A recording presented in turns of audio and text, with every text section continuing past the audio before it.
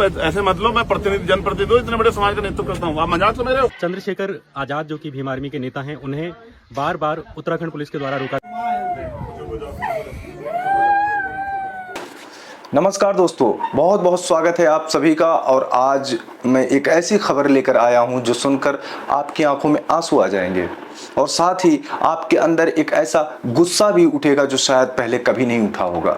उत्तराखंड के टिहरी जिले के देवल गांव में 12वीं में पढ़ने वाले एक दलित लड़के केतन लाल की सिर्फ इसलिए बेरहमी से हत्या कर दी गई क्योंकि उसने एक अपर कास्ट लड़की से प्यार कर लिया था। सिर्फ प्यार करने की सजा उस मासूम बच्चे को मौत मिली और उसे भी इतनी बेरहमी से मारा गया दोस्तों। उसके हाथों के नाखून तक निकाल दिए गए, उसके हाथ पैर तोड़ दिए गए और उसकी जान ले ली गई। इसी केतन लाल के परिवार को इंसाफ दिलाने के लिए, ढांढस बंधाने के लिए भीम आर्मी के नेता और सांसद चंद्रशेखर आजाद उत्तराखंड पहुंचने की कोशिश कर रहे थे, लेकिन उत्तराखंड की धामी सरकार और वहां की पुलिस ने चंद्रशेखर आजाद को बार बार रोका, जगह जगह रोका, उन्हें अपमानित करने की कोशिश की गई, उनकी शर्ट तक फाड़ दी गई दोस्तों, उनके साथ बदसलूकी की गई। लेकिन दोस्तों, जब कोई सच्चा नेता होता है, जब कोई अपने समाज के लिए वाकई में लड़ने वाला होता है, तो उसे कोई नहीं रोक सकता दोस्तों। और आखिरकार चंद्रशेखर आजाद तमाम पुलिस के घेरे को तोड़ते हुए 165 किलोमीटर का सफर तय करके केतन लाल के घर पहुंच ही गए। और जो तस्वीरें वहां से सामने आई हैं, वो तस्वीरें कलेजा चीर देने वाली हैं दोस्तों। वो तस्वीरें हर संवेदनशील इंसान की आंखों में आंसू ला देने वाली हैं। जैसे ही चंद्रशेखर आजाद केतन लाल के घर पहुंचे, केतन लाल की मां जो अपना जवान बेटा खो चुकी थी, जिनका कलेजा टुकड़े टुकड़े हो चुका था, वो मां चंद्रशेखर आजाद से लिपट कर फूट फूट कर रोने लगी। उस मां का दर्द, उस मां की तड़प, उस मां की पीड़ा शब्दों में बयान नहीं की जा सकती दोस्तों। चंद्रशेखर आजाद उस मां को चुप कराते रहे, उसे ढांढस बंधाते रहे, उससे कहते रहे कि चुप हो जाओ मां, चुप हो जाओ। लेकिन जिस मां ने अपना जवान बेटा खोया हो, वो मां भला चुप कैसे हो सकती है? और सिर्फ मां ही नहीं, वहां मौजूद दादी भी चंद्रशेखर आजाद के गले लगकर रोती रही और ये देखकर वहां मौजूद हर आदमी का दिल पसीज गया। लेकिन दोस्तों, सबसे बड़ा सवाल यही है कि क्या इन आंसुओं से किसी सरकार का दिल पसीजेगा? क्या इन आंसुओं से किसी हुक्मरान की आंख नम होगी? क्या इन आंसुओं से कोई इंसाफ मिलेगा? शायद नहीं। क्योंकि अगर सरकार को इन आंसुओं की परवाह होती तो केतन लाल की हत्या ही नहीं होती। अगर व्यवस्था को दलित समाज की परवाह होती तो आज हिंदुस्तान में दलितों की हत्याएं इस तरह से नहीं हो रही होती दोस्तों। केतन लाल के घर पहुंचकर चंद्रशेखर आजाद ने साफ तौर पर सरकार से डिमांड की है कि इस पीड़ित परिवार को सरकारी नौकरी दी जाए, इस परिवार को आर्थिक सहायता दी जाए। हालांकि चंद्रशेखर आजाद ने खुद कहा कि आर्थिक सहायता से क्या होगा, बेटा तो वापस नहीं आएगा, जो जान चली गई है वो अब लौट कर नहीं आएगी। लेकिन जो हत्यारे हैं, जिन्होंने इस मासूम बच्चे की जान ली है, उन्हें तो कड़ी से कड़ी सजा मिलनी चाहिए, ये जरूरी है। और इस परिवार को पूरा इंसाफ मिलना चाहिए, ये सबसे ज्यादा जरूरी है दोस्तों। आपको बता दें कि चंद्रशेखर आजाद पिछले 2 दिनों से लगातार केतन लाल के घर पहुंचने की कोशिश कर रहे थे।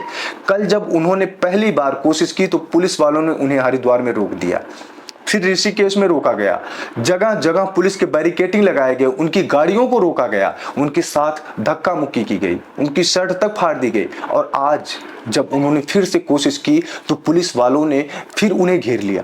चंद्रशेखर आजाद ने पुलिस अधिकारियों को जो कानून का पाठ पढ़ाया वो सुनने लायक है दोस्तों।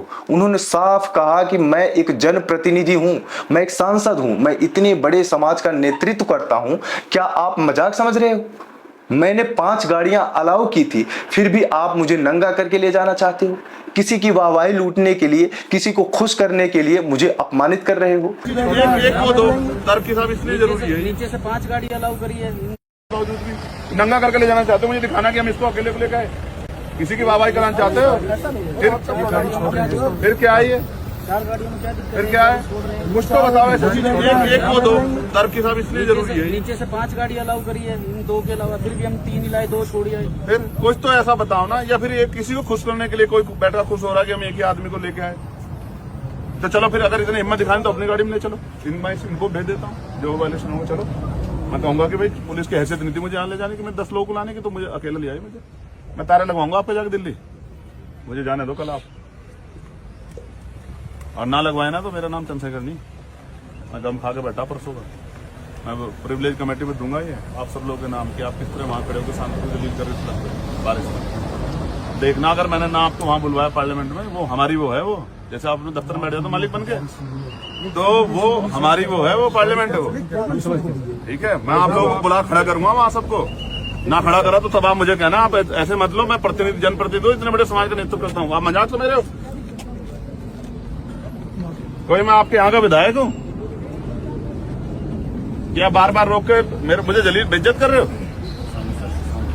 ठीक है, ये चंद्रशेखर आजाद ने साफ कहा कि अगर इतनी हिम्मत है तो अपनी गाड़ी में ले चलो, जो वायलेशन होगा वो देखा जाएगा।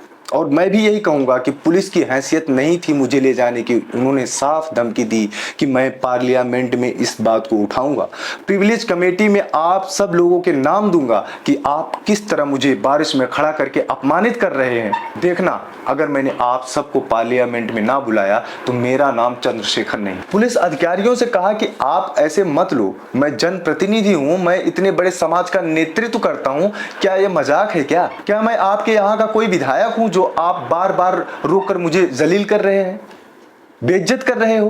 क्या यही प्रोटोकॉल है? क्या यही रिस्पेक्ट है? दोस्तों, यहां पर सबसे बड़ा सवाल ये उठता है कि आखिर बीजेपी की डबल इंजन की सरकार एक चुने हुए सांसद को क्यों रोक रही है?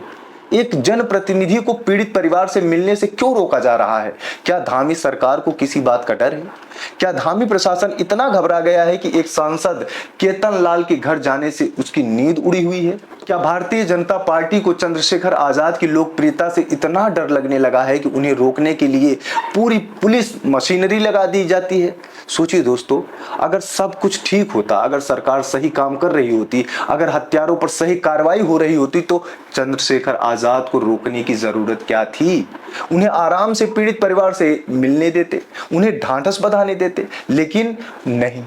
सरकार को डर है कि कहीं ये मामला और तूल पकड़ ना ले, कहीं दलित समाज और एकजुट ना हो जाए, कहीं ये मुद्दा उनकी सरकार के लिए मुसीबत ना बन जाए, इसीलिए इतनी तिकड़म की जा रही है दोस्तों, इतनी रुकावटें डाली जा रही हैं। इस बीच दोस्तों, वरिष्ठ पत्रकार श्याम मीरा सिंह भी केतन लाल के घर पहुंचे। उन्होंने वहां के हालात बयां किए। उन्होंने बताया कि टिहरी गढ़वाल जिले के देवल गांव में केतन लाल का जो घर है, वहां का माहौल कैसा है। उन्होंने साफ कहा कि केतन लाल की सिर्फ इसलिए हत्या कर दी गई क्योंकि वो एक कथित उच्च जाति की लड़की से प्यार करता था और उसी लड़की के परिवार वालों ने उस 12वीं में पढ़ने वाले मासूम बच्चे की जान ले ली। श्याम मीरा सिंह ने बहुत ही मार्मिक बात कही है दोस्तों।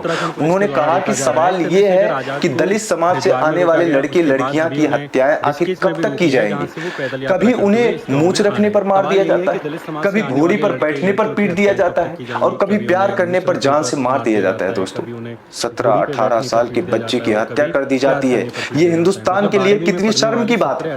और जो केतन लाल के माता पिता बता रहे हैं, वो सुनकर तो रोंगटे खड़े हो जाते हैं। उन्होंने बताया कि उनके बेटे के हाथों के नाखून तक निकाल दिए गए, उसे इतनी बेरहमी से मारा गया कि सुनकर ही दिल कांप जाता है। सोचिए, एक माँ बाप पर क्या गुजरी होगी जब उन्होंने अपने बेटे की ऐसी हालत देखी होगी। वो माँ जिसने 9 महीने कोख में रखा, जिसने खून पिलाकर अपने बच्चों को पाला, उस माँ को उसके जवान बेटी की लाश मिली और वो भी ऐसी हालत में। ये कैसा समाज है दोस्तों? ये कैसा हिंदुस्तान है जहां प्यार करना गुनाह हो गया है, जहां जाति के नाम पर हत्याएं की जा रही हैं, जहां एक 17 साल के बच्चे को सिर्फ इसलिए मार दिया जाता है क्योंकि वो एक अपर कास्ट की लड़की से प्यार करने लगा था। 21वीं सदी में जब हम कहते हैं कि हम आगे बढ़ रहे हैं, हम विकसित हो रहे हैं, हम डिजिटल इंडिया बन रहे हैं, क्या यही हमारी असली तस्वीर है? क्या यही हमारा असली विकास है दोस्तों? इसी बीच चंद्रशेखर आजाद ने एक और बहुत बड़ा बयान दिया है जो सीधे सीधे मोदी सरकार पर हमला है, और ये बयान है राम मंदिर में हुई कथित चंदा चोरी को लेकर। चंद्रशेखर आजाद ने पहली बार इस मुद्दे पर खुलकर बात की है और डबल इंजन सरकार की पोल खोलकर रख दी। उन्होंने कहा कि आपको याद है ना, पुराने जमाने में लूट होती थी और लुटेरे मंदिरों को लूट कर ले जाते थे, वैसे ही लूट अब हो रही है और वो भी वहां हो रही है। लूट हुई थी और लूट के मंदिरों को लोग ले गए थे, वो आता था, याद है नहीं याद है आपको? ऐसी ही लूट अब हो रही है और ये वहां हो रही है उस धरती पे जहां ये कहा जाता है कि भाई जो राम को लाए हैं हम उनको लाएंगे। इन राम के नाम पे सत्ता भी ले ली और राम के नाम पे जो लोगों ने अपने आस्था से धन जुटाया दान दिया वो भी लूट लिया। तो ये तो राम के नाम पे लूटने वाले लोग हैं। और जो बड़े हाथी हैं उनको तो बचा दिया और उनको परिंदों को पकड़ के कह रहे हैं। किसी भी उसमें पूरा बोर्ड है, प्रधानमंत्री कार्यालय से लेके इतने बड़े बड़े अधिकारी उसमें शामिल हैं। ये लूट कैमरे की निगरानी में हो रही थी। कहाँ है ईडी, कहाँ है इनकम टैक्स, कहाँ है सीबीआई? क्यों नहीं पूछ कर रहे हो भाई? 2 लाख रुपए पे तो ईडी आ जाती है। संजय सिंह ने 1 लाख रुपए ले लिए थे। 1 लाख रुपए का आरोप लगा था संजय सिंह पे कि उन्होंने 1 लाख रुपए घूस ली, तो ईडी वाले पकड़ के ले गए थे, जेल बंद कर दिया। कहाँ गई ईडी? मनी लॉन्ड्रिंग नहीं है ये, करोड़ों रुपए घोटाले का मामला आ रहा है, चांदी तमाम तरह की चीजें। हालांकि मैं तो बहुत इंटरेस्ट ले रहा हूं कि जिन्होंने दे दिया उन्होंने तो दे दिया, लेकिन किसी के भी जो है आस्था का अपमान ना हो, इसका ध्यान रखना था सरकार को। तो जब अयोध्या में लूट हो रही है और लूट के बाद असर कैसा है, वो अयोध्या का 2024 का लोकसभा रिजल्ट आपके सामने है।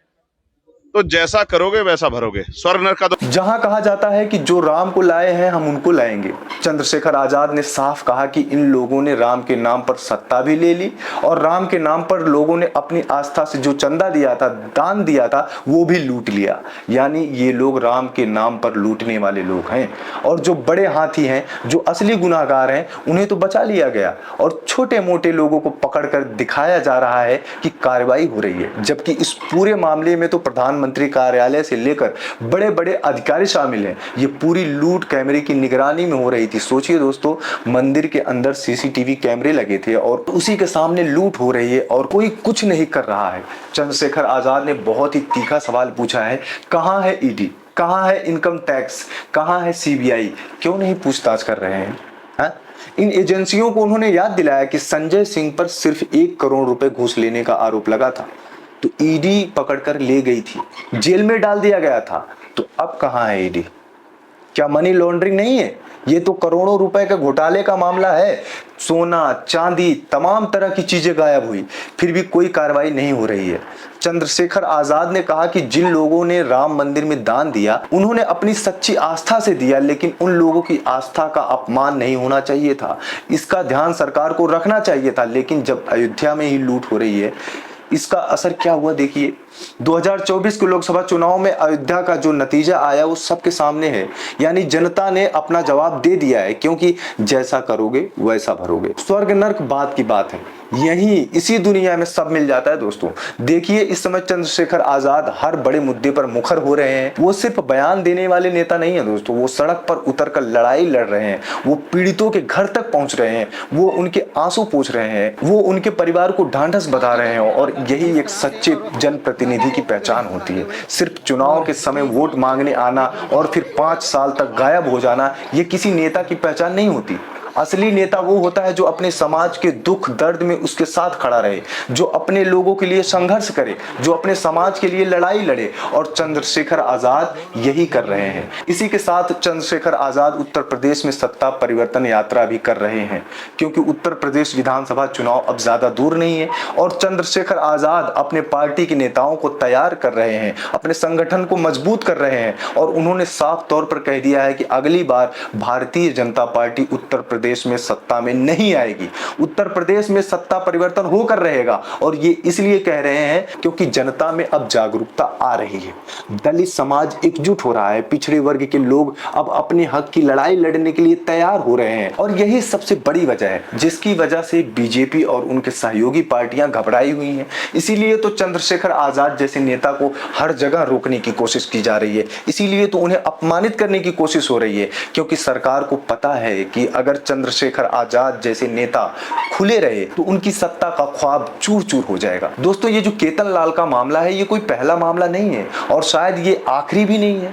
हिंदुस्तान में हर रोज दलित समाज के लोगों पर अत्याचार हो रहे हैं, हर रोज उनके साथ जुल्म हो रहा है। कहीं उन्हें पानी पीने से रोका जाता है, कहीं मंदिर में जाने से रोका जाता है, कहीं उन्हें घोड़ी पर बैठने पर मार दिया जाता है, कहीं मूंछ रखने पर पीट दिया जाता है दोस्तों, और कहीं प्यार करने पर जान से मार दिया जाता है। ये कैसा हिंदुस्तान है?